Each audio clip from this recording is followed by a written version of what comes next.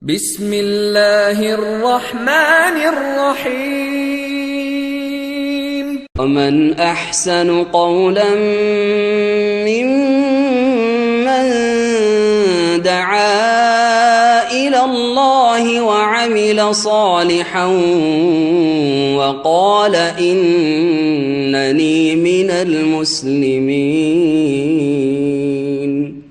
السلام عليكم ورحمة الله وبركاته. إن الحمد لله نحمده ونستعينه ونستغفره ونعوذ بالله من شرور أنفسنا ومن سيئات أعمالنا من يهده الله فلا مضل له ومن يضلل فلا هادي له وأشهد أن لا إله إلا الله وحده لا شريك له وأشهد أن محمدا عبده ورسوله صلى الله تعالى عليه وعلى آله وصحبه وسلم تسليما كثيرا. أما بعد فقد قال الشيخ العلامة صالح الفوزان حفظه الله تعالى: الإيمان بالقدر وبيان ما يتضمنه. وقال شيخ الإسلام ابن تيمية رحمه الله تعالى: وتؤمن الفرقة الناجية من أهل السنة والجماعة بالقدر خيره وشره. والإيمان بالقدر على درجتين، كل درجة تتضمن شيئين.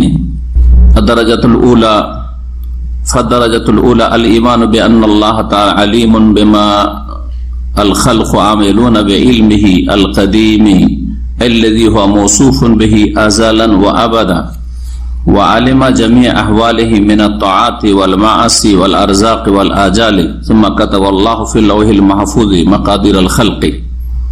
فأول ما خلق الله القلم قال له اكتب، قال ما أكتب؟ قال اكتب ما هو كائن إلى يوم القيامة، فما أصاب الإنسان لم يكن ليخطئه وما أخطأه لم يكن ليصيبه. جفت الأقلام وطويت الصحف، كما قال تعالى: ألم تعلم أن الله يعلم ما في السماء والأرض إن ذلك في كتاب إن ذلك على الله يسير. মহান আল্লাহ সমস্ত প্রশংসা যে আল্লাহ রাব্বুল আলামিন প্রত্যেকটি সৃষ্টির, আল্লাহ রাব্বুল আলামিনের জাত সত্তা ছাড়া সবকিছু হচ্ছে তার সৃষ্টি, সবকিছুর তাকদীর বা ভাগ্য নির্ধারণ করেছেন। তার মধ্যে শ্রেষ্ঠ জাতি হচ্ছে মানুষ। আল্লাহ রাব্বুল আলামিন সবকিছুকেই শরীরধারিত করেছেন, সুপরিমিত করেছেন, আর প্রত্যেকটি বস্তুর পরিমাণকে নির্ধারণ করা কি কাদার বা তাকদীর বলা হয়। আজকের আলোচনার বিষয়বস্তু আমাদের আল আকিদা আল ওয়াসিতিয়া নামক শাইখুল ইসলাম ইবনে তাইমিয়া রাহমাতুল্লাহ আলাইহি আকিদা সম্বলিত কিতাবের বিষয়বস্তু হচ্ছে তাকদীরের প্রতি ঈমান। এবং তাকদীর বা কাদার কথাটি যে বিষয়গুলিকে শামিল, এর মধ্যে তাকদীরের স্তরগুলি বর্ণনা করা হবে। এ সম্পর্কে যেসব সংশয় রয়েছে, গুমরাহি রয়েছে, সেগুলি থেকে সতর্ক করা হবে। এটি হচ্ছে আমাদের এই কিতাবের ধারাবাহিক আলোচনা 30তম পর্ব, 30 নম্বর আমাদের আলোচনা। বলছেন ভাষ্যকার এই কিতাবের শেখ সালেহুল ফৌজান হাফিজাহুল্লাহ তাআলা: আল ঈমান বিল কাদার, তাকদীরের প্রতি ঈমান, ওয়া বায়ানু মা ইয়াতাদাম্মানুহু, এবং তাকদীর কথাটি যে বিষয়গুলিকে শামিল, তাকদীর কথাটির অন্তর্ভুক্ত যে বিষয়গুলি, তাকদীর বলতে যে বিষয়গুলি তার মধ্যে আসে আলোচনায়। আহলে সুন্নাত ওয়াল জামাতের আকীদা হচ্ছে যে ঈমানের রোকন বা স্তম্ভ বা খুঁটি বা পিলার হচ্ছে কয়টি? 6টি। প্রথম হচ্ছে আল্লাহর প্রতি ঈমান, 2 নম্বরে মালায়েকা ফেরেশতাগণের প্রতি ঈমান, 3 নম্বরে আল্লাহর আসমানি নাযিলকৃত কিতাব সমূহের প্রতি ঈমান, তারপরে রাসূলগণের প্রতি ঈমান, তারপরে 5 নম্বরে পরকালের প্রতি ঈমান, আখিরাতের প্রতি ঈমান, আর তারপরে হচ্ছে ভালো মন্দ তাকদীরের প্রতি ঈমান। গত আলোচনা আমাদের শেষ হয়েছে আখিরাত সম্পর্কে। বলছেন যে ওয়াতুমিনুল ফিরকাতুন নাজিয়াতু আহলুস সুন্নাত ওয়াল জামাআহ, নাজাত প্রাপ্ত দল বিশ্বাস করে, নাজাত প্রাপ্ত দল। এই জন্য বলেছেন যে এই মুসলিম জাতি, যেই জাতি এই উম্মতের সাথে নিজেকে সম্পৃক্ত করে, যেই জাতি নিজেকে ইসলামের সাথে সম্পর্কিত রাখে, যে আমরা মুসলিম, অর্থাৎ দাবি করে যে মুসলিম, এদের অনেক দল উপদল হবে, যেমন ভবিষ্যৎবাণী করেছে রাসূলুল্লাহ সাল্লাল্লাহু আলাইহি ওয়াসাল্লাম। কত দল হবে বলেছেন? 73 দলে বিভক্ত হবে। আর সবগুলি পথভ্রষ্ট গুমরাহ, আর সবগুলি জাহান্নামে যাবে। কেউ স্থায়ী কেউ অস্থায়ী, সবাই স্থায়ী যাবে না। এই হাদিসের অর্থ এই নয় যে যতগুলি গুমরাহ ফিরকা আছে মুসলিমদের সবাই চিরকাল জাহান্নামে থাকবে, এটা আসলে উদ্দেশ্য এই হাদিসের নয়। ওরা জাহান্নামী, কেউ স্থায়ী কেউ অস্থায়ী। আর কারো হয়তো সাজা শাস্তি হয়ে, দুনিয়ার সাজা শাস্তি হয়ে অথবা কবরে জীবনের সাজা শাস্তি হয়ে মাপ পেয়েও যেতে পারে, বিচার দিবসের হিসাব নিকাশের পরে জাহান্নামে নাও যেতে পারে, কিন্তু জাহান্নামের শাস্তি কবরে পেয়েছে। তো গোমরাহ যে সব দলগুলি রয়েছে সেগুলি বিভিন্ন স্তর রয়েছে, একটি অপরটির চাইতে বড়, কেউ ছোট কেউ বড় গোমরাহ। এই 73টার মধ্যে একটি দল পরিত্রাণ পাবে, মুক্তি পাবে, যেই দলটির নাম হচ্ছে আল ফিরকাতুন নাজিয়াহ, নাজাত প্রাপ্ত দল, মুক্তি প্রাপ্ত দল। হ্যাঁ, যেই দলটি, যে জামাতটি জাহান্নামের আযাব থেকে মুক্তি পাবে, প্রথমখানেই জান্নাতে যেতে পারবে, তাদের যদি আমল বাধা সৃষ্টি না করে, তাহলে আবার সহি আকীদার দলের দিক থেকে কিন্তু ফরজে ঘাটতি করেছে বা বিভিন্ন কাবিরা গুলিতে লিপ্ত হয়েছে, শিরক বিদআতের মাধ্যমে গোমরাহ হয়নি, কিন্তু বিভিন্ন পাপের মাধ্যমে হারাম খেয়েছে, হারাম কাজ করেছে, হারাম দেখেছে, যার ফলেও জাহান্নামে যাবে। তো নাজাত প্রাপ্ত দল এর মধ্যে ফাসিকও থাকতে পারে, ফাসিকও থাকতে পারে, কিন্তু আকীদার ক্ষেত্রে, মানহাজের ক্ষেত্রে তারা হচ্ছে নাজাত প্রাপ্ত দল। ধর্মের নামে কিছু করে জাহান্নামে যেতে হবে না, ওরাকে ধর্ম মনে করে করেছে, দিন মনে করে করেছে, আর সেটা শিরক হয়ে গেছে, সেটা বেদাত হয়ে গেছে, সুতরাং জাহান্নামে যাচ্ছে, এমনটা হবে না। হ্যাঁ, চুরি করার কারণে সহি আকীদার লোক চোর থাকতে পারে, বেঈমান থাকতে পারে, সুদখোর ঘুষখোর থাকতে পারে, হ্যাঁ, জেনাকারী হইতে পারে, মদখোর হইতে পারে, তারপরে ফরায়েজ ওয়াজিবাতে ঘাটতি থাকতে পারে, পাঁচ ওয়াক্ত সালাতে অথবা জামাতে অথবা আপনার যাকাতে, হজে, সিয়ামে, রোজাতে ইত্যাদিতে ঘাটতি থাকতে পারে, হিজাব পর্দা ঘাটতি, সহি আকীদার বেপরদা। তাই কি প্রথমখানি জান্নাতে চলে যাও বলবেন না? শাস্তি হতে পারে, কিন্তু ধর্ম করে জাহান্নামে যেতে হবে না তাদেরকে। বিধর্মিতার কারণে বা পাপের কারণে, ফাসিকির কারণে তাদেরকে জাহান্নামে যেতে হবে। হয়তো এই বিষয়গুলো আসলে বুঝে নিতে হবে, যাতে করে এটা না মনে করেন যে সহি আকীদা হইলে একবারে সোজা জান্নাত। হ্যাঁ, বাকিগুলোর তো হিসাব হবে। কাবিরা গুনাহ করেছেন তো ওগুলোর তো হিসাব হবে, ফরজ ওয়াজিবে ঘাটতি করেছে ওগুলোর তো হিসাব হবে। সুতরাং নামটা চমৎকার হয়ে গেলে অথবা সহি আকীদার সাথে সম্পৃক্ত হইলেই জান্নাত নিজের জন্য বরাদ্দ করবেন, এটা একটা গুমরাহি বা ভুল ধারণা। তো ফিরকা নাজিয়া বলা হয়েছে, যে কথাটি বললাম খুব সূক্ষ্ম কথা মনে রাখবেন, যে ধর্মের নামে ধর্মকর্ম করে জাহান্নামে যেতে হবে তাদেরকে। দিন পালন করছে, এই ক্ষেত্রে সহি দিন পালন করছে, আকীদার ক্ষেত্রে, তাওহীদের ক্ষেত্রে, সুন্নাহর ক্ষেত্রে।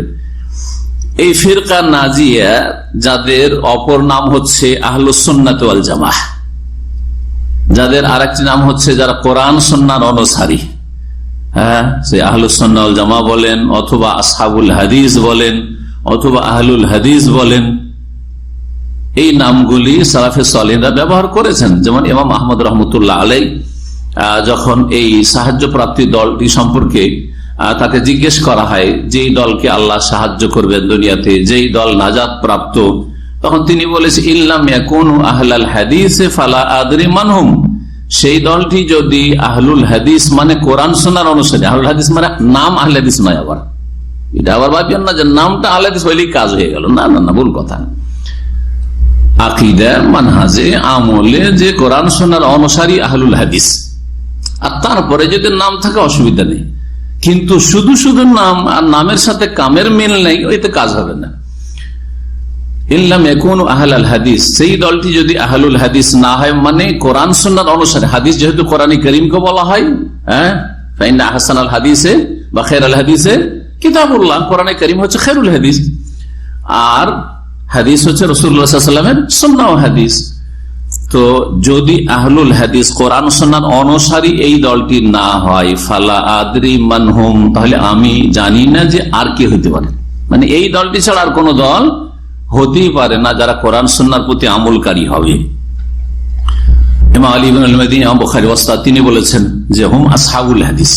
কেউ আসহাবুল হাদিস বলেছেন, কেউ আহলুল হাদিস বলেছেন, কেউ বলেছেন যারা আমরে বিল মারুফ ওয়া নাহিল মুনকার করে, ভালো কাজের উপদেশ দেয়, অন্যায় কাজে বাধা দেয়।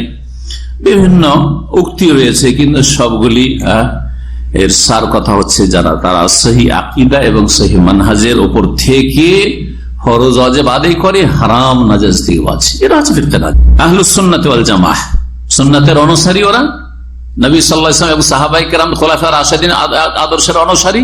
ওয়াল জামাআহ মানে জামাতুস সাহাবা, সাহাবায়ে কেরামদের জামাতই হচ্ছে আদর্শ জামাত। জামাত হিসাবে, দল হিসাবে আমাদের জামাত যদি আদর্শ হয়, তো আজকালকার কোন জামাতকে আদর্শ বলতে পারবেন না। তবে সাহাবায়ে কেরামদের জামাতকে কি বলবেন? আদর্শ জামাত, 100%, 100%। জি, রাসূলুল্লাহ সাল্লাল্লাহু আলাইহি সাল্লামের হুবহু তারা ফটোকপি ছিলেন। জি হ্যাঁ, দল হিসাবে সেই দলটি হচ্ছে জামাতে হাক্কা, হক জামাত। সেই জন্য সহি আকীদা ও মানহাজের অনুসারীদেরকে আহলুস সুন্নাত ওয়াল জামাআহ বলা হয়। আবার এই নামটি আজকাল সবচেয়ে বেশি যারা শিরক বিদআত করে, তারা নিজের লেভেল হিসাবে সাইনবোর্ড হিসেবে ব্যবহার করে বেরলভীরা। কখনো তারা আহলে সুন্নাত ওয়াল জামাত না, তারা খোলাফায়ে রাশিদিনদের অনুসারী, না সুন্নাহর অনুসারী, না জামাতুস সাহাবার অনুসারী। জামাতুস সাহাবা তাওহীদ সুন্নাহর অনুসারী ছিল, এরা শিরক বিদআতের অনুসারী। এদের ধর্ম করে হচ্ছে কবর মাজার পূজা করা আর সুফিবাদে ডুবে থাকা, কুফরি আকীদাতে ডুবে থাকা। শুধু বিদআতি আকীদা নয়, সুতরাং নামে কখনো ধোঁকা খাবে না। নাম কোনো কাজে আসবে না, কাজে আসবে।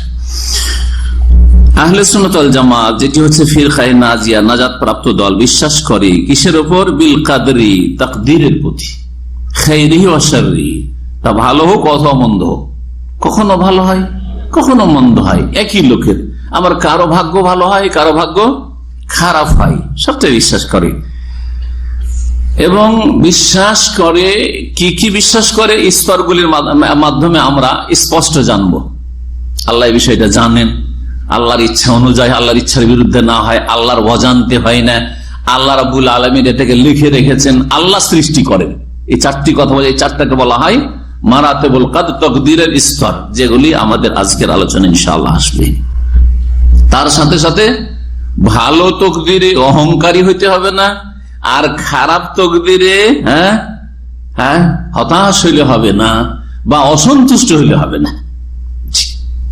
কথা বলছেন না? আমার আপনার খুব ভাগ্য ভালো, অহংকারে ফেটে পড়েছেন, আমার মতো ভালো মানুষ আর কেউ নেই, গোমরা। আর কেউ এমন যে দুঃখী, দুর্দিন এসেছে, সেই জন্য হতাশ সেই ব্যক্তি, আল্লাহ রহমত থেকে নিরাশ, হাই কপাল আমার কি হইল, সে অসৎ, জি অসৎ, সে ভালো মানুষ নাই, তার জন্য কঠোর শাস্তি রয়েছে। জি জি জি। তো মনে রাখতে হবে যে আল্লাহ রাব্বুল আলামিন যা কিছু নির্ধারণ করেছেন তাকদীরে, তার উপর সন্তুষ্টি প্রকাশ করে। সন্তুষ্ট মানে এই নয় যে আমরা আমাদের কষ্ট পছন্দ করি, কেউ কষ্ট পছন্দ করে না। মানুষের স্বভাব হচ্ছে সবাই আরামে থাকতে চায়, ঠিক না? কেউ চায় না যে একটা তার কাঁটা লাগুক গায়ে, বড় বিপদ দূরের কথা। কিন্তু তার মানে এই নয় যে আপনি অতি হতাশ হবেন। কাঁটা লেগে গেছে, যথাসাধ্য বাঁচবো যে আমাকে যেন একটা কাঁটাও না লাগে, ঠিক না? কিন্তু যখন লেগে গেছে, অসন্তুষ্ট হবে না যে আল্লাহ তুমি কি করলে, আল্লাহ আমায় এমনটা কেন হইল না, আলহামদুলিল্লাহ আল্লাহ করলে আল যা হয়েছে, এখন আমাকে ধৈর্য ধরতে হবে। ওয়াল ঈমানু বিল কাদারি আলা দারাজাতাইন, তাকদীরের প্রতি ঈমান দুটো স্তরে রয়েছে, দুটো স্তরে রয়েছে। প্রথম, শেখুল ইবনে তাইমিয়া রাহমাতুল্লাহ আলাইহি দুটো দারাজা বর্ণনা করেছেন আরবি ভাষায়। দারাজা মানে স্তর হয় বা সিঁড়ি হয়, দুটো স্তর, দুটো দরজা। আর এক একটা দরজার আন্ডারে দুটো বিষয় রয়েছে, তাহলে কত হয়ে যায়? 2 2 4টা হয়ে যায়। এই 4টি হচ্ছে মারাতিবুল কদর বা তাকদীরের স্তর সমূহ, যেদিকে ইঙ্গিত করলাম, আর বিস্তারিত আলোচনা আসছে।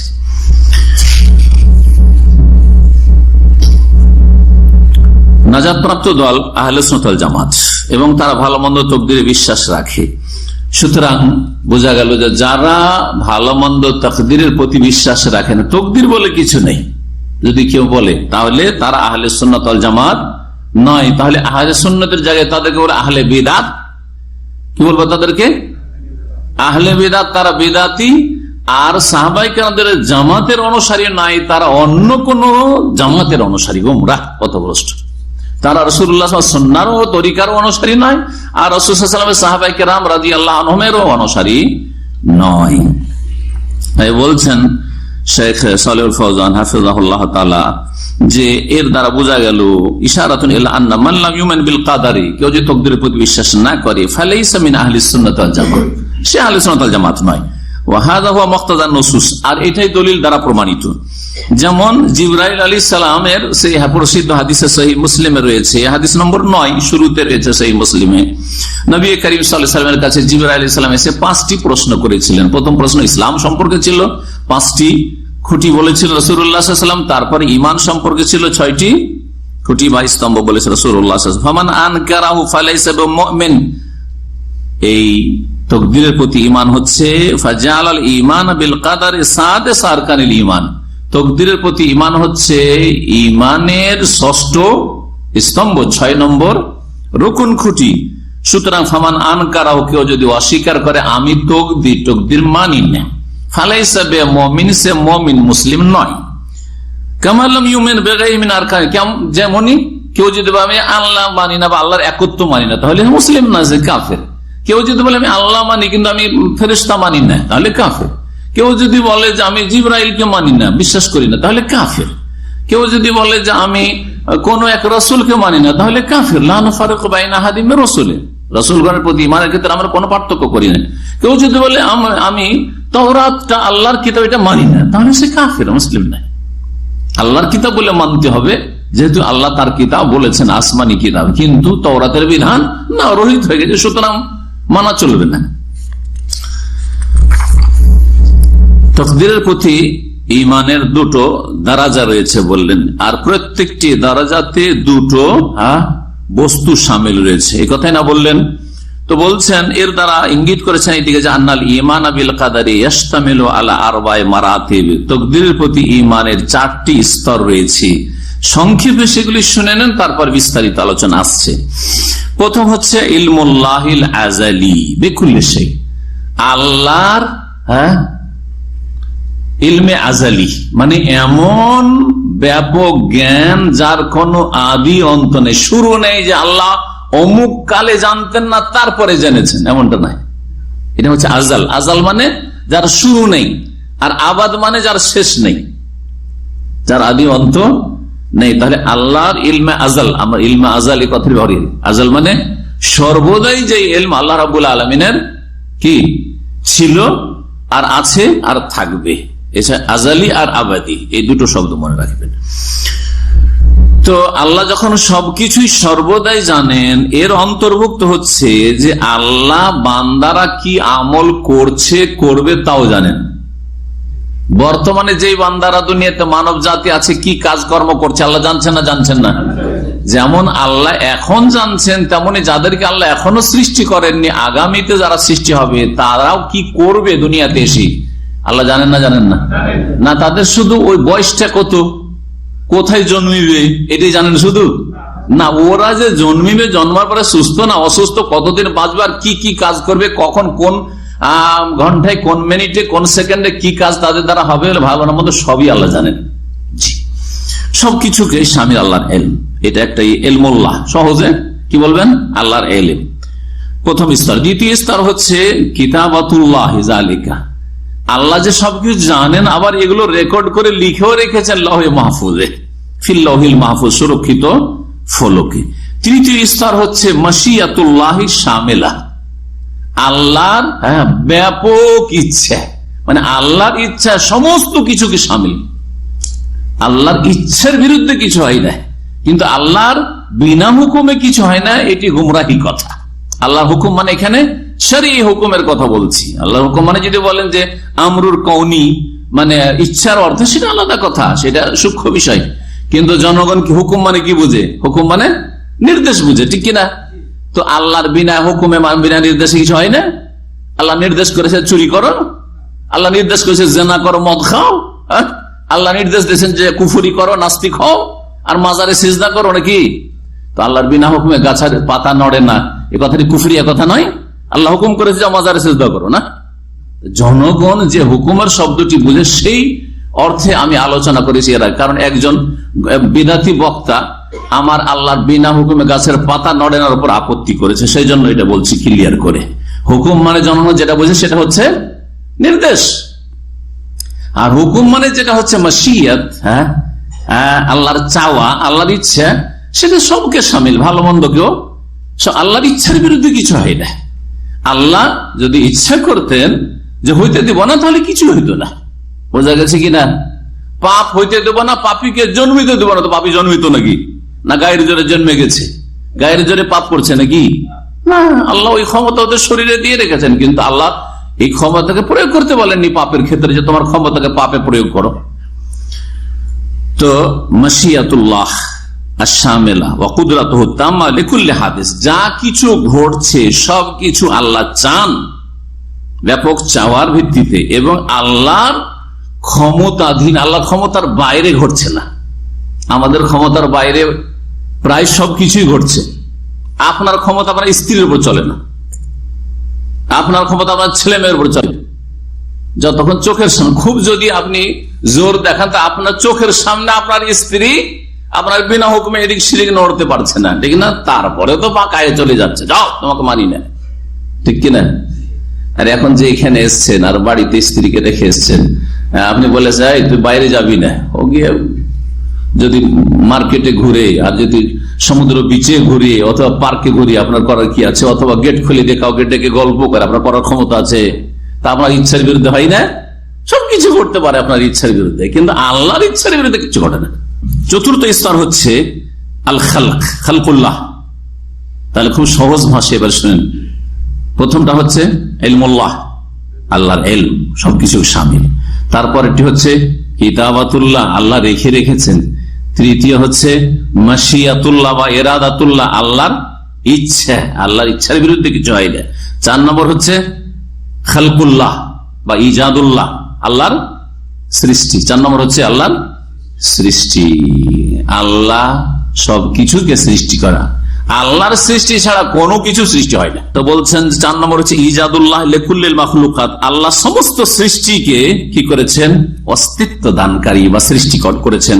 ওয়া আন্নাহুল খালিক, তিনি একমাত্র স্রষ্টা। ওয়া মা সিওয়াহু মাখলুক, আর তার সত্তা ছাড়া যা কিছু পৃথিবীতে আছে তা হচ্ছে মাখলুক বা সৃষ্টি। হাযা মুজমাল মারাতিবিল কদর, এই হচ্ছে সংক্ষিপ্ত তাকদীরের স্তর সমূহ। ওয়া ইলাইকা বায়ানুহু বিতাফসিল, এখন বিস্তারিত আপনাদের সামনে বর্ণনা করা হচ্ছে।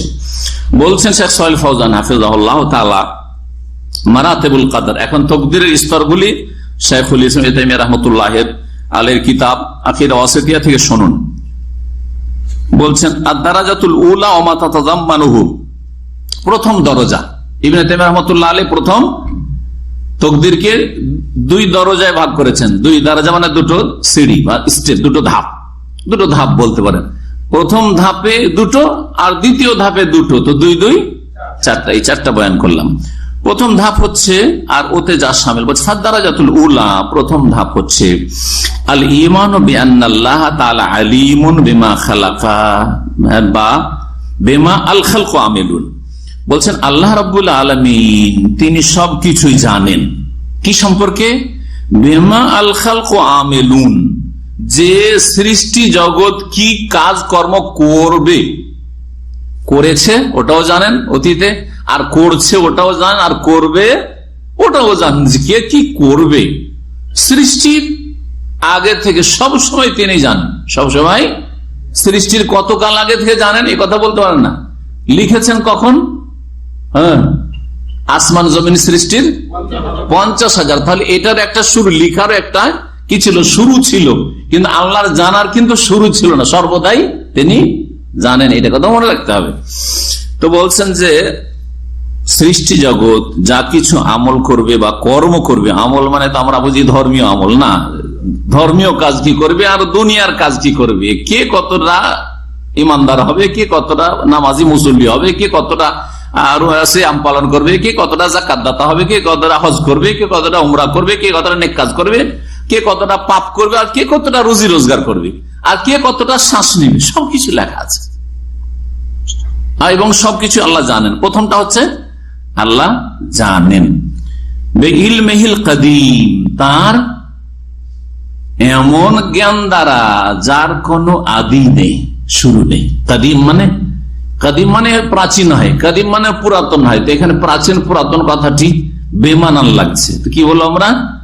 যে জ্ঞানের কোন শুরু নেই, আদি নেই।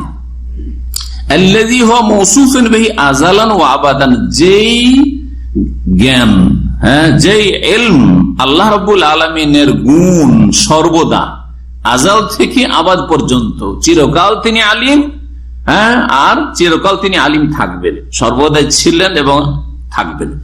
ওয়া আলেমা জামি আহওয়ালিহিম, এবং আল্লাহ সৃষ্টি জগতের সমস্ত অবস্থা জানেন।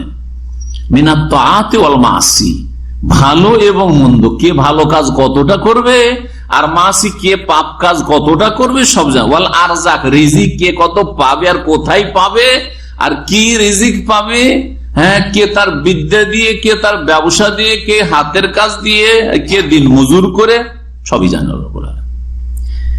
ওয়াল আজাল, এবং আয়ু, আয়ু আল্লাহ রাব্বুল আলামিন জানেন। এবং এই আয়ুর সমাপ্তি কোথায় ঘটবে, কে আকাশ পথে মরবে, আর কে জমিনে মরবে, আর কে পানি পথে মরবে, কে কি অবস্থায় মরবে, সব আল্লাহ জানেন। সুম্মা কাতাব, এটা হলো একটা, তাহলে ইলমুল্লাহ। 2 নম্বর, সুম্মা কাতাবাল্লাহু ফিল লাউহিল মাহফুজ মাকাদিরাল খালকি, অতঃপর আল্লাহ রাব্বুল আলামিন লিখে রেখেছেন লৌহে মাহফুজে সৃষ্টি জগতের তাকদীর সমূহ। এটা হলো দ্বিতীয় কিতাবাটা, হচ্ছে দ্বিতীয় স্তর।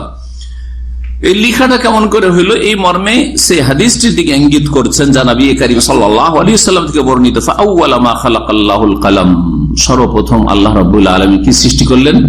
কলম। এই সর্বপ্রথম কলম মানে তার আগে কিছু সৃষ্টি হয়নি, এই না, এটা অর্থ এখানে বোঝানো হয়নি। কারণ এই কলমের যখন তাকে লিখতে বলা হইলো, লিখবে কিসে? কলম দ্বারা লিখবে। তো লিখবে কোথায়? কলম দ্বারা তো লিখবে, কিন্তু কোন একটা জায়গাতে তো লিখতে হবে, খাতা তো লাগবে। সেটা কি? লৌহে মাহফুজ। তার আগে লৌহে মাহফুজ সৃষ্টি হয়ে আছে। লৌহে মাহফুজ, আরশ আছে, কুরসি আছে, ঠিক না? জি হ্যাঁ। তো কথা হচ্ছে যে এখানে এই কথাটি বোঝানো হয়েছে যে যখন আল্লাহ এই তকদির লিখেন, এই তকদির লিখার আগে কলম সৃষ্টি করলেন। কালাম, প্রথম কলম সৃষ্টি করলেন, তারপরে লিখতে বললেন। এর মানে এই না যে কলমের আগে আর কিছু সৃষ্টি হয়নি। এটা ওলামারা অর্থ করেছেন যাতে করে আপনার এতরাজ, আপত্তি না হয়। জি, কাল আল্লাহ, তারপরে কলমকে আল্লাহ বলে উক্তুব, লেখো। মা আক্তব, আল্লাহ কি লিখবো? কাল উক্তুব মা হুয়া কায়িনুন ইলা ইয়াউমিল কিয়ামা, তুমি লিখো যা কিছু ঘটবে কিয়ামত পর্যন্ত, সবকিছু লিখো। সুতরাং মানুষের ওপর যে কোন অবস্থা আসে, ভালো হোক আর মন্দ হোক, সেটা তাকে ভুল করে অন্য কাউকে লাগবে না। বুঝা গেছে না? অর্থাৎ বিপদ আপদ যদি আপনার ভাগ্যে থাকে, সেটা আমার উপরে আসবে না। আর আমার ভাগ্যে থাকে, আমার পাশে বসে আছেন, আপনাকে লাগবে। কথা বোঝা গেছে না? জি, এটা বিপদের ক্ষেত্রে বুঝালাম। সুখের ক্ষেত্রেও যেই রুজিটা আপনার আছে, আমি যদি রাত দিন চেষ্টা করি যে কেড়ে নিয়ে আমার হকে লাগাবো, আমি খাবো, এটা অসম্ভব, লাগবে না, আমার নসিবে জুটবে না। আর আমার রুজি কাড়ার জন্য ছিনিয়ে নেওয়ার যদি আপনি কেন সারা দুনিয়া চেষ্টা করে, তবু কিছু করতে পারবে না। কথা বোঝা গেছে? এর নাম তকদির। এত হালকা মনে করি না তকদির বিষয়টি, কারণ আমরা অনেক ভয় করি। এই বেটার জন্য আমার রুজিটা গেল, এই বেটা যে দুশ্মনী করছে, কখন আমার ভাত উঠলো, এত ভয় কেন? আরে ভাই, এত ভয়। কেউ কিছু করতে পারে? মানুষের হাতে আল্লাহ রাখেনি, আসমানে রেখেছেন, জমিনও রাখেনি, না হলে মানুষ কোথা থেকে উদ্ধার করে নিত। অফিস সময় রিজকে সবকিছু ফাইসালা কোথায়?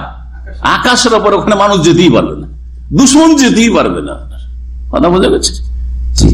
হায়াত কেড়ে নিতে পারবে না, মত এনে দিতে পারবে না।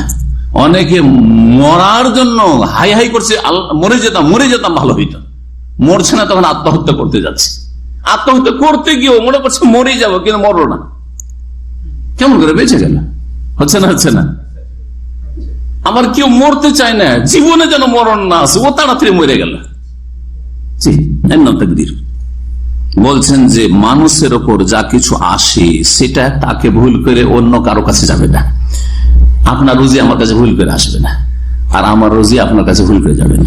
ওমা আখতা, আর যেটা ভুল করে গেছে মানে আপনাকে আপনার নসিবে লাগলো না, লাম ইয়াকুন লিইউসিব, সেটা আপনার কাছে আসতো না। আমাদের কোন চাকরি বাকরি বা একটা সুযোগ সুবিধা আসছিল, হঠাৎ করে না হইলে এই ব্যাটার জন্য তো এটা হইল না, হ্যাঁ আমার কফিলের জন্য আমি ক্ষতিগ্রস্ত, আরে ওইটাই নসিব আছে তোমার। জি হ্যাঁ, এর জন্য আর ওর জন্য ওই সব বলে লাভ নেই। জাফাতিল আকলাম, কলমগুলি শুকিয়ে গেছে, কলমগুলি কলম শুকালে আর লিখে না, সুতরাং তকদিরের রিভিউ হবে না, যা লিখার লেখা হয়ে গেছে। ও তবিয়াতু সোহফ, আর যে লিপি, হ্যাঁ যাতে লিখা হচ্ছিল সেটা কি হয়েছে, লিখার পরে ওই কালিগুলো কি হয়েছে, শুকিয়ে গেছে। জি হ্যাঁ, লহে মাহফুজে লিখা হয়েছিল তারপরে শুকিয়ে গেছে। কামা কালা তাআলা, মহান আল্লাহ বলেন, আলাম তাআলাম, হে নবী তুমি কি জানো না, হে মুসলিম তুমি কি জানো না, হে মানুষ তুমি জানো না। সম্বোধন রাসূলুল্লাহ সাল্লাল্লাহু আলাইহি ওয়াসাল্লামকে প্রথম, তারপরে মুসলিমকে, এই উম্মতের মানুষ সেই জন্য, আর তারপরে যে কোনো মানুষের জন্য কোরআন নাযিল হয়েছে সেজন্য, সবটাই বললাম, বুঝছেন না। প্রথম আল্লাহ কাকে সম্বোধন করেছেন, কোরআন নাযিল নবীকে, তারপরে আমাদেরকে, কারণ আমরা কোরআনের প্রতি বিশ্বাসী, তারপরে সারা বিশ্বের সমস্ত মানবতাকে কোরআন সম্বন্ধে, ইয়া আইয়ুহান নাস, হে মানব সকল। জি, তো আল্লাহ তাআলা, হে মানুষ তুমি কি জানো না, আন্নাল্লাহু ইয়ালামু মা ফিস সামাই ওয়াল আরদ, যে আকাশ এবং জমিনে যা কিছু আছে আল্লাহ সম্যক জ্ঞানী, আল্লাহ সব জানেন। ইন্না যালিকা ফি কিতাব, এক তো জানেন প্রমাণ হইল, তাই না, ইলমুল্লাহ প্রমাণ হইল, সবকিছু আল্লাহ জানেন, ইলমুল্লাহ এক নাম্বার। দুই নম্বর, ইন্না যালিকা ফি কিতাব, যা জানেন এটা লিখনিতে আছে, মানে লিখা আছে লৌহে মাহফুজে। তাহলে দ্বিতীয় স্তর কিতাবাতুল আল্লাহ লিখাও এই আয়াত দ্বারা প্রমাণিত হইল। আবার এগুলো খুব মুশকিল নাকি, আমাদের জন্য তো মুশকিল। 10টা লোকের হিসাব, নিজের হিসাবটা রাখতে পারি না। যারা হিসাব একটা একটা করে লিখে রাখেননি, যদি বলি এক মাসে কি খেলেন আর কত টাকা খরচ, হিসাব দেন, তো আপনি নিজে বলতে পারবেন না কোন দিকে কত টাকা খরচ করলাম, নিজের হিসাব নিজেই দিতে পারবেন না, ঠিক না। পরের হিসাব আর কোম্পানির হিসাব তো দূরের কথা, লিখে না রাখলেন।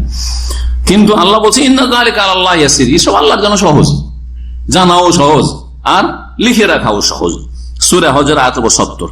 দ্বিতীয় আয়াত সূরা হাদীদের আয়াত নম্বর 22, মহান আল্লাহ ইরশাদ করেছেন, ওয়াকালা মা আসাবা মিন মুসিবাতিন ফিল আরদি ওয়ালা ফি আনফুসিকুম ইল্লা ফি কিতাব, বলছেন যে হে মানুষ, তোমাদের কি জমিনে পৃথিবীতে যে কোনো মুসিবত পৌঁছে বা যে কোনো মুসিবত তোমাদের উপর আপতিত হয়, এটা ইল্লা ফি কিতাব, কিতাবে রয়েছে, লেখা আছে।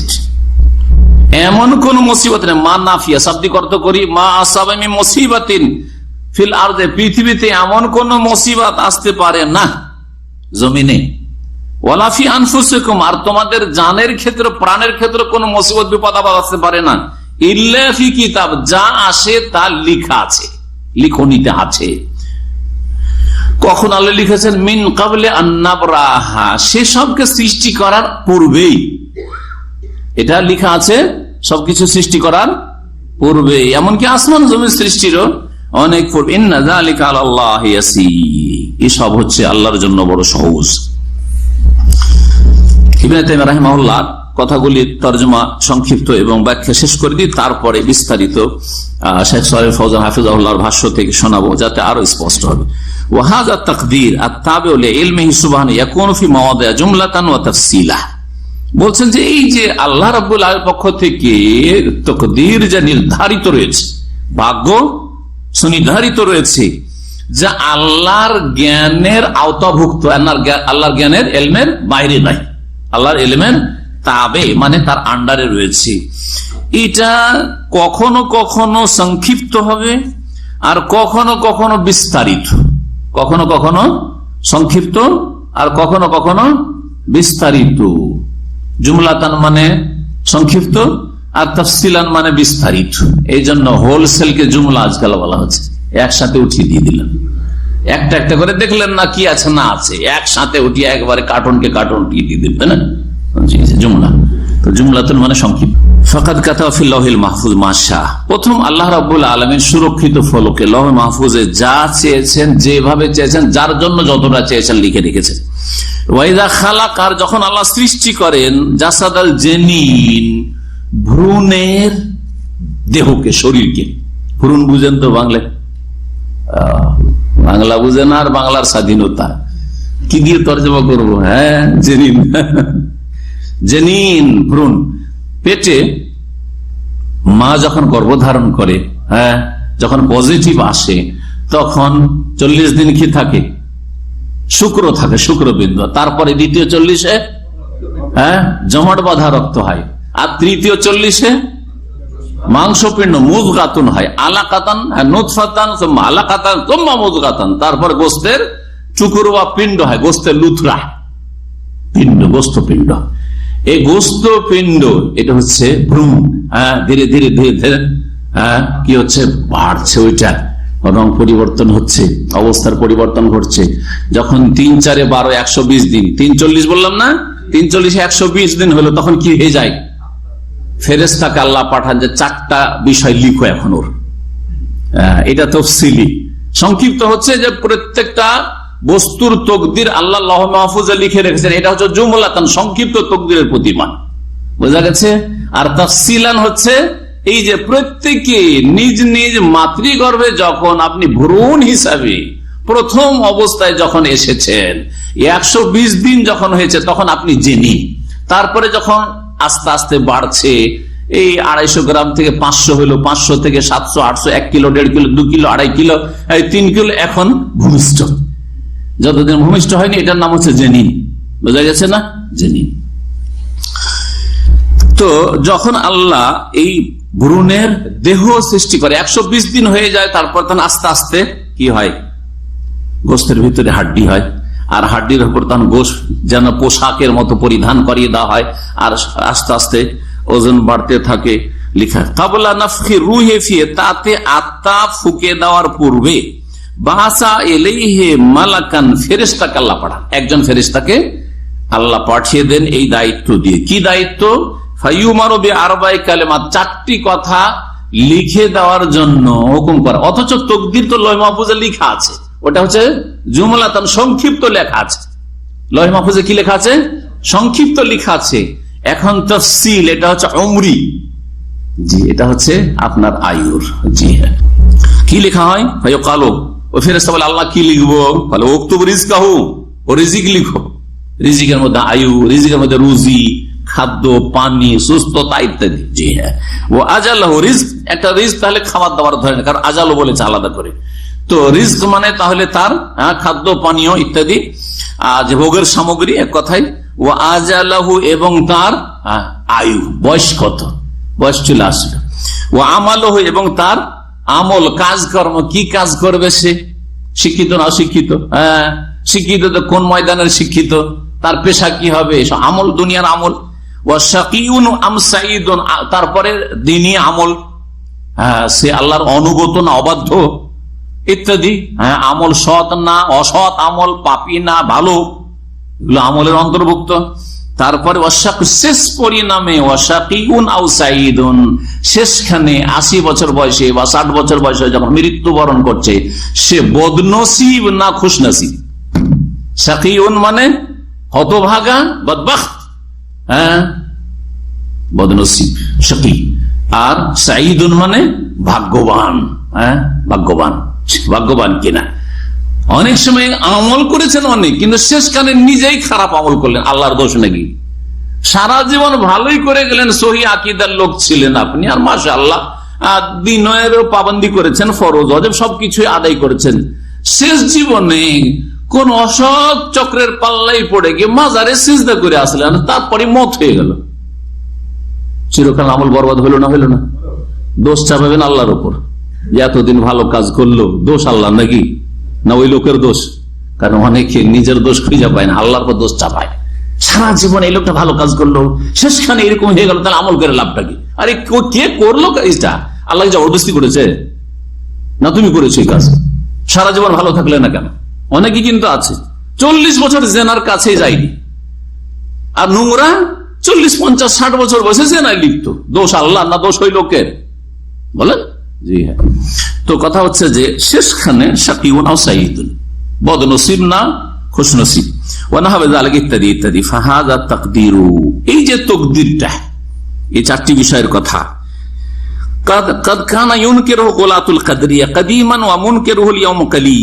এই যে তকদির মানুষের রয়েছে, যে আল্লাহ রাব্বুল মাহফুজে লিখে রেখেছেন, আর এই বিষয়গুলি লিখার নির্দেশ দেন যখন ভ্রূণ মায়ের পেটে যখন গর্ভধারণ করে থাকে ওই সময় 120 দিনে। এটা যারা চরমপন্থী কাদরিয়া, মানে কাদরিয়া যারা তকদিরকে অস্বীকার করে, তাদের মধ্যে আবার দুই পন্থী আছে। একটা হচ্ছে গোলাতুল কাদরিয়া, মানে চরমপন্থী তকদির অস্বীকারী, আর একটা হচ্ছে নরমপন্থী তকদির অস্বীকারী। নরমপন্থী তকদির অস্বীকারী, এরপরে আলোচনাগুলিতে আসবে যে নরমপন্থী কারা। এখন নরমপন্থী তকদির অস্বীকারী মেলা আছে, কিন্তু গরমপন্থী বা চরমপন্থী তকদির অস্বীকারীরা এগুলো কিচ্ছু মানত না, যে আল্লাহ কারো রিজিকও লিখে রাখেননি, আর আল্লাহ মানুষের আয়ু লিখে রাখেননি, আল্লাহ মানুষের আমলও লিখে রাখেননি, আল্লাহ মানুষের শেষ পরিণামও লিখে রাখেননি, কি হবে না হবে, জান্নাতি না জাহান্নামী, কিচ্ছু লেখা নেই। বরং তারা আল্লাহর এলেমকে অস্বীকার করেছে, বলছে আল্লাহ জানেন না যে কি করবে না, আল্লাহ জানেন না যে এই লোকটি বাঁচলে কি করবে না করবে। কেমন লাগে আপনাকে? চরমপন্থী কাদরিয়া বলছেন যে প্রাচীন যুগে, কাদিমান প্রাচীন যুগে চরমপন্থী তকদির অস্বীকারী কাদরিয়ারা এই তকদিরটাকে অস্বীকার করতো। ওয়ামুনকিরুহুল ইয়াওমা কালিল, কিন্তু বর্তমান যুগে না, আজকার যুগ না, এই কিতাব লিখার যুগ। এই কিতাবটি আকীদা ওয়াসিতিয়া শাইখুল ইসলাম ইবনে তাইমিয়া রাহমাতুল্লাহ লিখেছেন 8ম শতাব্দীতে, 700 হিজরি থেকে 800 হিজরি, প্রায় 750 পরে, এই সময়টাতে তার জীবনটা মোটামুটি। তাহলে এই সময় আপনার যেটা 8ম হিজরি, 7ম হিজরির পরে 8ম হিজরি, তাহলে 8 সাথে 15, আজকে থেকে প্রায় 700, 650, 700 বছর আগের কথা।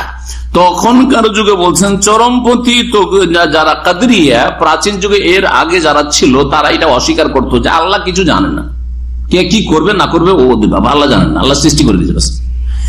কিন্তু আজকাল এই তকদির অস্বীকারীর সংখ্যা খুব কম রয়েছে। আমরা যেসব আলোচনা করলাম সেসব আলোচনার মধ্যে একটি ছিল যে তকদিরের সম্পর্কে দুটো কি রয়েছে, স্টেপ বা ধাপ রয়েছে, দারাজা। প্রথম দারাজাতে দুটো বিষয় শামিল, একটা হচ্ছে, আর এগুলি হচ্ছে মারাতেবুল কাদর বা তকদিরের স্তর। প্রথম স্তর কি বলেছিলাম? আল্লাহর ইলম, আল্লাহর ব্যাপক জ্ঞান। তো বলছেন যে শেখ সালেহ ফজল জাকারা শেখনা মা তাতাদাম্মানু দারাজাতুল উলা, প্রথম যে ধাপটি সেটা যে দুটো বিষয়কে শামিল তাকদীরের প্রতি ঈমানের, সেই দুটো এখানে উল্লেখ করা হয়েছে। প্রথম স্তর হচ্ছে আল ঈমানু বিইলমিল্লাহ, আল্লাহর ইলমের প্রতি ঈমান রাখা। আল মুহিতু বিকুল্লি শাই, যেটা সবকিছুকেই পরিবেষ্টন করে আছে। মিনাল মওজুদাতে, যা বর্তমান বিদ্যমান, আর অল মাদুমাত, যা নেই হয়। অর্থাৎ বর্তমান আমরা মওজুদ না মাদুম? আমরা বিদ্যমান আছি, আল্লাহর জমিনে আছি, যা কিছু আছে সে সম্পর্কে আল্লাহ জ্ঞান রাখেন। আর যা নেই, এখনো নেগেটিভ হয়ে আছে, পজিটিভ হবে, অর্থাৎ বুঝছেন এই ভাষাটা ধরেন, এখনো সৃষ্টি হয়নি, হবে, সেগুলি সম্পর্কেও আল্লাহ ওই রকমই জানেন, যেমন যা কিছু আমাদের সম্পর্কে আল্লাহ জানছেন সমানভাবে। এই ইলম হচ্ছে আল্লাহর জাতি সত্তাগত সিফাত, সর্বদাই তিনি জ্ঞানী। এই ইলম আল্লাহ রাব্বুল আলামিন সব সময় রয়েছে, তার কোনো আদি অন্ত নেই। ওমিন যালিক, এরই অন্তর্ভুক্ত হচ্ছে ইলমুহু বিআমালিল খালকি মিনাত তাআতি ওয়াল মাসি। এইরকমই আল্লাহ জানেন যে তার সৃষ্টি জগৎ কোন আমলগুলি ভালো করবে না মন্দ করবে, ভালো করবে না মন্দ করবে, এবং তাদের রিজিক সম্পর্কে জানেন, তাদের আজল সম্পর্কে, তাদের আয়ু সম্পর্কে, মৃত্যু সম্পর্কে জানেন, ইত্যাদি ইত্যাদি। দ্বিতীয় স্তর হচ্ছে মারতাবাতুল কিতাবা, লিখনের স্তর। কোন স্তর? কিতাবাতুল্লাহ, আল্লাহ লিখনি। সেটা কি? ওয়াহি আন্নাল্লাহ কাতাবা ফিল লাহিল মাহফুজ, আল্লাহ লহে মাহফুজে লিখে রেখেছেন মাকাদির আল খালকে, সমস্ত সৃষ্টি জগতের তাকদীর। ফামা ইয়াহদুসু শাইউন ফিল কাউনি ইল্লা ওয়া কাদ আলামাহুল্লাহ ওয়া কাতাবাহু ক্বাবলা হুদুসি, যা কিছু পৃথিবীতে ঘটছে আল্লাহ সেটা 1 নম্বর জানেন, 1 নম্বর জানেন, আর 2 নম্বর লিখে রেখেছেন। সেটা ঘটার পূর্বে না ঘটার পরে? আরে ঘটার পরে তো আমরাও লিখি। বড় একটা কিছু ঘটনা, দেশ থেকে ফিরে আসা, এত তারিখ আমি বাড়ি থেকে ফিরে আসলাম, নোটবুকে ডায়েরিতে লিখে রাখছেন না? এত তারিখে আমি অমুক জায়গায় জার্নি করলাম, এত তারিখে প্রথম উমরা করলাম, ওটা তো আমরাও করি। তারপরে শেখ ইবনে তাইমিয়া রাহমাতুল্লাহ আলাইহি কোরআন এবং সুন্নাহর দলিল পেশ করছেন এই তকদিরের স্তরগুলি দলিল পেশ করছেন। বলছেন যে হাদিস থেকে দলিল পেশ করেছেন, আবু দাউদে রয়েছে হাদিসটি কোথায় রয়েছে? আবু দাউদের 4700 নম্বর হাদিস। আল্লামা আলবানী হাদিসটিকে সহিহ বলেছেন। উবাদা ইবনে সামিত রাদিয়াল্লাহু তাআলা আনহু থেকে বর্ণিত, রাসূলুল্লাহ সাল্লাল্লাহু আলাইহি ওয়াসাল্লাম বলেছেন, আউয়ালা মা খালাকাল্লাহুল কলম, সর্বপ্রথম আল্লাহ কলম সৃষ্টি করলেন। ফাকালা লাহু বল উকতুব, খালা মা আকতুব, খালা উকতুব মাকাদিরা কুল্লি শাই হাত্তা তাকুম, কিয়ামত পর্যন্ত হবে কিছু তকদির লেখো। এই হাদিস প্রমাণ করে কি? ইয়াদুল্লু আলা মারতাবাতিল কিতাবাতি, লিখার একটা স্তর রয়েছে, তকদির আল্লাহ লিখে রেখেছেন। ওয়ান্নাল মাকাদিরা কুল্লাহা মাকতুবা, আর তকদির সবগুলি লিখা আছে। তকদির সবগুলি, এমন বলতে পারেন না যে কিছু কিছু তকদির লিখা আছে, না, সব লিখা আছে, সব লিখা আছে। একটু আগে বললাম না যে আউয়ালা মা খালাকাল্লাহুল কলম, এর মানে এই নয় যে দুনিয়ার সমস্ত সৃষ্টি প্রথম সৃষ্টি কলম, এটা নয়। আসলে এটা যারা বুঝেছে হাদিস ভালো করে বুঝেনি বা গ্রামার বুঝে না। এই ক্ষেত্রে দুই রকম ভাবে ব্যাখ্যা করা হয়েছে, তার মধ্যে একটি ব্যাখ্যা আপনাদেরকে শোনায়। বলছেন যে আউয়ালা শব্দটি রুইয়া বিনাসবি আউয়ালা, জাবার দিয়ে ফাতা দিয়ে পড়া হয়েছে। ফাতা মানে বুঝেন তো, জবর দিয়ে আউয়ালা, আউয়ালা মা খালাকাল্লাহুল কালামা আলা আন্নাল কালামা জুমলাতুন ওয়াহিদা, একটা জুমলা, একটা বাক্য। জানো ওর অর্থ হচ্ছে আন্নাহু ইনদা আউয়ালি খালকিহিল কালাম কালাল উকতুব, কলম সৃষ্টি করার পরে প্রথম তাকে লিখতে বললেন তকদির। কলম যে প্রথম সৃষ্টি হইল, প্রথম কলম সৃষ্টি হয়নি, কিন্তু কলম সৃষ্টি হওয়ার পরে যে হুকুমটি আল্লাহর হয়েছিল সেটা অন্য কোন না, কি? তকদির লেখার হুকুম। কোনটা? তকদির লেখার হুকুম। এবার বুঝতে পেরেছেন? জি।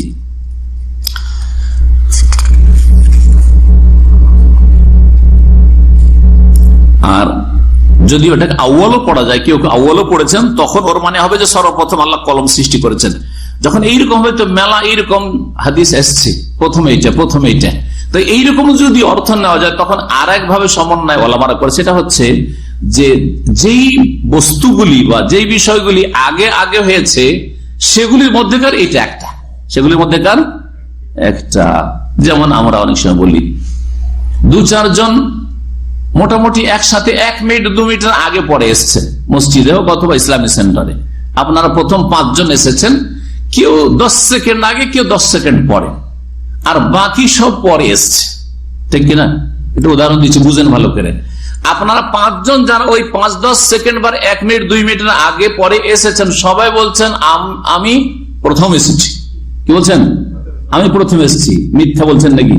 কিন্তু আপনি আসলে 10 সেকেন্ড পরে এসছেন, বা 3 জনের পরে এসছেন, 1 মিনিট 1.5 মিনিট পরে এসছেন, তারপর আমি প্রথম এসেছি। কথা কি ভুল?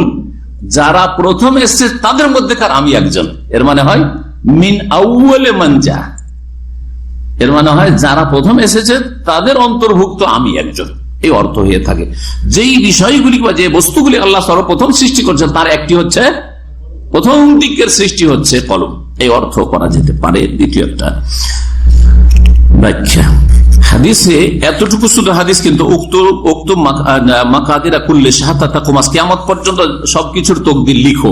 তারপরে যে কথাটি আছে যে মানুষের ওপর যে বিপদ আপদ আসে সেটা ভুল করবে না, আর যেটা ভুল করেছে সেটা তাকে আসবে না, এটা কিন্তু হাদিসের কথা নাই, এটা নবী সাল্লাল্লাহু আলাইহি ওয়াসাল্লামের কথা নাই। এটা হচ্ছে সাহাবী উবাদা ইবনে সামিত রাদিয়াল্লাহু তাআলা আনহুর ব্যাখ্যা স্বরূপ কথা। এই হাদিসের ব্যাখ্যাতে বিশ্লেষণে তিনি বলেছেন, ওলামারা বলেছেন। আয়াতগুলি দ্বারা যা প্রমাণ হলো সেটা তো আমরা স্পষ্টই করে দিয়েছি, যে আয়াত দ্বারা কি জানতে পারলাম? যে আল্লাহ সবকিছু জানেন, আর আল্লাহ ইন্না যালিকা ফি কিতাব লিখেও রেখেছেন। জি। তকদির সম্পর্কে, তকদিরের প্রতি ঈমান বা তকদিরকে 2 ভাগে ভাগ করলেন, বা তকদিরের প্রতি ঈমানকে বলেন জুমলাতান ওয়া তাফসিলান, সংক্ষিপ্ত আর বিস্তারিত। তো এই ক্ষেত্রে বলছেন শেখ সালেহ ফাওজান এই কথাটির ব্যাখ্যায়, আন্না তাকদীর আর নাওআন, তকদির হচ্ছে 2 রকমের। তকদির হচ্ছে আল্লাহর সুপরিমিত করা বা তকদির নির্ধারণ করা 2 রকমের, তাকদীরুল আম, তাকদীরুল খাস। একটা হচ্ছে আম তকদির, আর একটা খাস তকদির। আম তকদির কি বলছে? শামিলুন লিকুল্লি কায়িন, যে কোনো সৃষ্টিকে শামিল, যে কোনো সৃষ্টিকে শামিল। ওয়া হুয়াল্লাযী তাকাদ্দামাল কালামু আলাইহি বিআদিল্লাতি ওয়া হুয়াল মাকতুব ফিল লাওহিল মাহফুজ, যা আল্লাহ জানেন এবং আল্লাহ লাওহে মাহফুজে সবকিছুকে লিখে রেখেছেন। মাকাদির কুল্লি শাই, সবকিছুর তকদির লিখা আছে। তকদির খাস কি? খাস প্রত্যেকের তকদির, আমার তকদির, আপনার তকদির, অন্য অন্য সৃষ্টির তকদির। তকদির খাস হচ্ছে ওয়া তাফসীলুন লিল কাদারিল আম। এই যে আম তকদিরটা লিখা আছে লয় মাহফুজে, ওইটার কি বিস্তারিত বিষয়াদি। ওয়া সালাসাতু আনওয়া। এই খাস তকদিরকে 3 ভাগে ভাগ করা যেতে পারে। খাস তকদিরকে 3 ভাগে ভাগ করা যেতে পারে। ভালো করে শুনেন, তাকদিরে উমরি, তাকদিরে হাউলি আর তাকদিরে ইয়ৌমি। কে বলতে পারেন প্রথম তকদিরকে কয় ভাগে ভাগ করলাম? 2 ভাগে ভাগ। কি? আম খাস। মাশাআল্লাহ, তাকদিরে আম আর তাকদিরে খাস। আম যেটা আল্লাহ সবকিছু জানেন এবং সবকিছুর তকদির লৌহ মাহফুজে লিখে রেখেছেন। জি, এইটা চরমপন্থী কাদরিয়া তকদির অস্বীকারীরা শুধু অস্বীকার করে, বাকি যারা মধ্যমপন্থী বা নরমপন্থী যারা কাদরিয়া তকদির অস্বীকারী বা তকদির ক্ষেত্রে গোমরা, তারা অস্বীকার করে না। জি, লৌহ মাহফুজে লেখার আল্লাহ জানেন সবকিছু। আর তকদির খাস, তকদিরের খাসটা 3 ভাগে বিভক্ত। একটা হচ্ছে তকদির উমরি, মানে সারা জীবনের তকদির। তকদির হাউলি মানে বাৎসরিক তকদির। আর তকদির ইয়ৌমি মানে দৈনন্দিন তকদির, দৈনিক তকদির, ডেলি তকদির আল্লাহ সুপরিমিত করেন, প্রতিদিন আল্লাহ সুপরিমিত করেন। বুঝা গেছে? উমরি, হাউলি, হাউল মানে বছর, উমরি মানে অমর সারা জীবন, আর হাউলি মানে বছর, আর ইয়ৌমি মানে ডেলি তকদির। এই 3টার দলিল শোনেন। বলছেন হাযা মানা কওলি শেখ, এটা হচ্ছে শেখ ইবনে তাইমিয়া রাহিমাহুল্লাহর কথার ব্যাখ্যা। ওয়া হাযা তাকদিরু তাবিউ লিইলমিহি সুবহানাহু ইয়াকুনু ফি মাওদিআ জুমলাতান ওয়া তাফসীলান। বলছে এই যে তকদির, যেটা আল্লাহর ইলমের অন্তর্ভুক্ত, আল্লাহ সুবহানাহু ওয়া তাআলার, সেটা কখনো সংক্ষেপে হয় মানে তাকদিরে আম হয়, আর কখনো তাফসীলান হয় মানে খাস হয়। তাকদিরে আম হচ্ছে তাকদিরে উমরি, সারা জীবনের তকদির। যেমন একটু আগে শোনাইলাম, যখন বীর্যের বয়স 120 দিন হয়ে যায়, গর্ভধারণের 120 দিন হয়ে যায়, তখন কি করা হয়? ফেরেশতাকে বলা হয় 4টি কথা লিখো। বলা হয় রিজকিহি ওয়া আজালিহি ওয়া আমালিহি ওয়া শাকাওয়াতিহি ওয়া সাআদাতিহি। জি, রিজিক, তার আয়ু এবং তার আমল, আর তার সে ভালো না মন্দ। জি। 2 নম্বর তাকদির হাউলি। তাকদিরে উমরি তাহলে সারা জীবনে লিখে দেওয়া হয়েছে, আমার আপনার সবার লিখে দেওয়া হয়েছে, প্রতি বছর লিখা হচ্ছে। এটা কখন? শবে বরাতে। বেদাতীদের কাছে শবে বরাতে বিনা দলিলে। আর কোরআন সুন্নাহর অনুসারীদের কাছে এটা হচ্ছে লাইলাতুল কাদারে। কাদার মানে তকদির, আর সেটা লিখা হয় লাইলাতুল কাদারে, সেই জন্য ওই রাতের নাম হচ্ছে লাইলাতুল কাদার। লাইলাতুল কাদারের নামকরণের একটি কারণ এটাও, যেই রাতে কাদার মানে আল্লাহ 1 বছরের রুজি বা সবকিছু সুপরিমিত করেন, সুনির্ধারণ করেন। আর কাদার মানে মর্যাদা হয়। কাদার মানে আরেকটা অর্থ হয় মর্যাদা। এই লোকটা আমার কদরই করল না, মানুষের কদরই জানে না, মানে কি সম্মান, ইজ্জত সম্মান জানা, ঠিক না? তো লাইলাতুল কাদারকে লাইলাতুল কাদার বলা হয়। দ্বিতীয় কারণ হচ্ছে যে এটা হচ্ছে বড়ই সম্মানিত বা মর্যাদা সম্পন্ন রাত, মর্যাদা সম্পন্ন রাত। তো তাকদির হাউলি বাৎসরিক তাকদির নির্ধারণ করা হয়, ওয়া হুয়া মা ইউকাদ্দারু ফি লাইলাতুল কদরে, যা লাইলাতুল কদর নির্ধারণ করা হয় মিন ওয়াকাইল আম, 1 বছরে যা কিছু আপনার ফয়সালা হবে। আকাশ থেকে নামিয়ে দেওয়া হয়েছে ফেরেশতার দায়িত্ব, ফেরেশতার উপর দায়িত্ব ন্যস্ত করা হয়েছে 1 বছরের এর কাজকর্ম তোমাকে সঁপে দেওয়া হলো, তুমি 1 বছরে এর কাজ করো। 1 বছর কখন সুখ, কখন দুঃখ, কখন ভালো, কখন মন্দ, কখন আঘাত খাবে, আর কখন এর মধ্যে যদি মত থাকে মরে যাবে। জি। কামা ফি কওলিহি তাআলা, এটা কোথায় রয়েছে?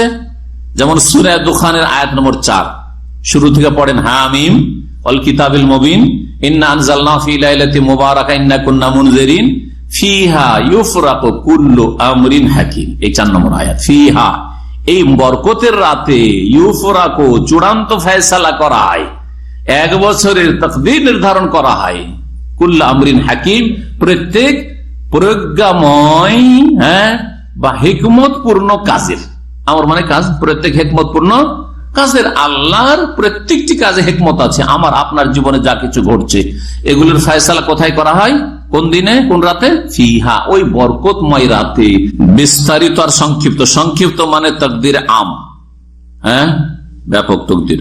আর বিস্তারিত মানে হচ্ছে, তাফসিলান মানে হচ্ছে খাস তকদির। খাস তকদির হচ্ছে 3 প্রকারের। একটা হচ্ছে তকদিরে উমরি, সারা জীবনের তকদির, আর একটা হচ্ছে তকদিরে হাওলি, প্রতি বছরের তকদির, আর একটা হচ্ছে তকদির ইয়াউমি মানে প্রতিদিনের তকদির। সহজ ভাষায় আলোচনা চলছিল আমাদের তকদিরে উমরি মানে সারা জীবনের তকদির, যে সম্পর্কে নবী করিম সাল্লাল্লাহু আলাইহি ওয়াসাল্লাম হাদিস যে 120 দিনের যখন পেটে গর্ভধারণ হয় তখন ফেরেশতা পাঠিয়ে ফায়ুমারু বিআরবা'i কালিমাত 4টে কথা লিখার হুকুম করা হয়। তারপরে হচ্ছে তাকদির হাউলি, বাৎসরিক তকদির, যা লাইলাতুল কাদারে সুনির্ধারিত করা হয়, মানে মালায়েকা যারা দায়িত্বশীল রয়েছেন তাদেরকে দায়িত্ব ন্যস্ত করা হয় যে তুমি এই কাজগুলি করো। কামা ফি কওলি তাআলা, যেমন মহান আল্লাহর এই বাণী তো রয়েছে, ফিহা ইউফরাকু কুল্লু আমরিন হাকিম।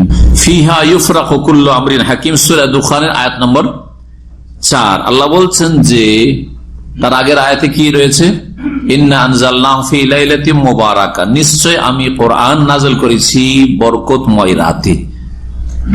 ইন্না কুন্না মুনজিরিন, নিশ্চয় আমি সতর্ককারী। ফিহা ইউফরাকু, এই রাতে, বরকতের রাতে চূড়ান্ত ফয়সালা করা হয় কুল্লু আমরিন হাকিম, প্রত্যেক প্রজ্ঞাপূর্ণ কাজের, প্রত্যেক হিকমতের কাজের।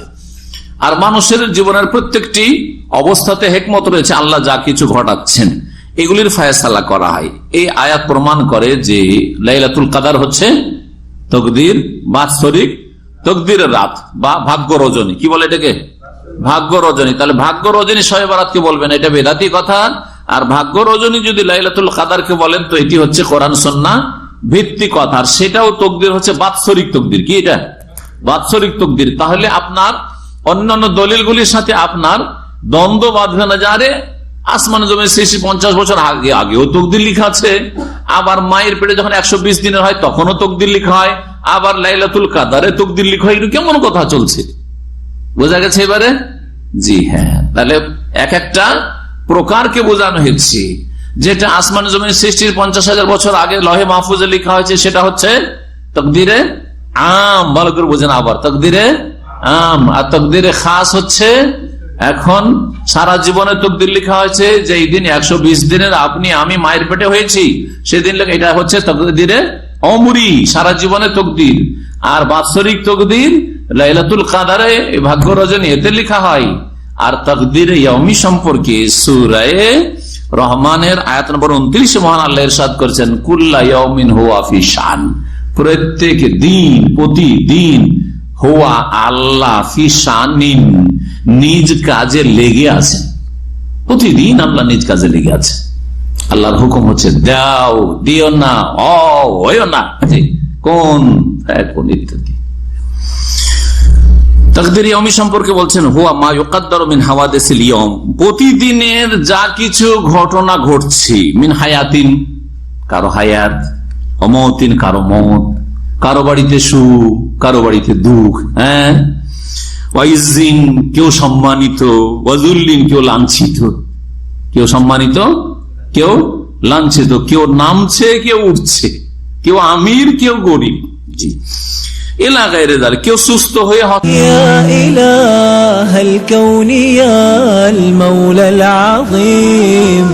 يا كريمان منه قرآن كريم